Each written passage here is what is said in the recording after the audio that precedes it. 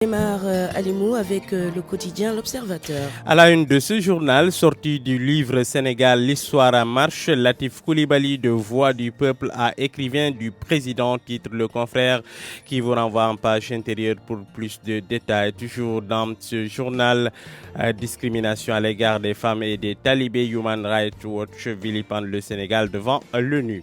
Le journal Vox Populi, après les citations directes, les avocats de Cheikh Omar Anne sortent les lance-flammes. Ils font feu sur Papa Lénian, Modignan et Nafingom Keita. Maître Diouf, Maître Ella Diouf, les véritables scandales et le livre lui-même. Maître Fatimata Sall, tout ce qu'on raconte dans le livre est à 99% faux et ne vient pas du rapport. Le journal Le Quotidien a un mois de la fin de leur prestation, agents sans perspective. Le directeur général Biram Faye, nous travaillons à la pérennisation de l'institution.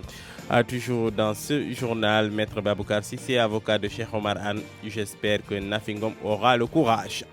Le journal Les Échos, hommage à Ousmane Tanordjan le week-end prochain. Aminata Mbengue veut que tout le monde s'habille en blanc. Elle veut conférer à l'hommage toute la solennité et la sobriété qu'il requiert. Célébrer un homme exceptionnel en lui rendant un hommage digne de sa stature. Le journal Sud Quotidien, sorti des maires de communes sur la proposition de statut particulier pour la ville de Dakar. Aminata Mbengue Ndiaye et Sélé Cheikh Gueye, maire de Dieuppeul-Derklé. Je ne peux pas comprendre qu'on puisse vraiment faire un recul avec ce statut de Dakar. Mohamed Ibril Ouad, mairie de Biscuiterie, nommé le maire de la ville de Dakar, revient à ôter à la population son droit légitime. Le journal La Tribune remoue dans les secteurs de l'éducation, justice, agriculture, pétrole et gaz, maquis sur le péage des problèmes. Le journal Enquête et financement du terrorisme, la division des investigations criminelles pêche 3 gros de poissons. Un ancien ambassadeur et un professeur d'université Sierra Leone et le représentant au Sénégal de l'AME ont été déférés au parquet. Le journal LAS à la une, la face hideuse des nouveaux temples du savoir, diagnostic des universités de Thiès, de Bambey et de Ziguinchor par le SAES.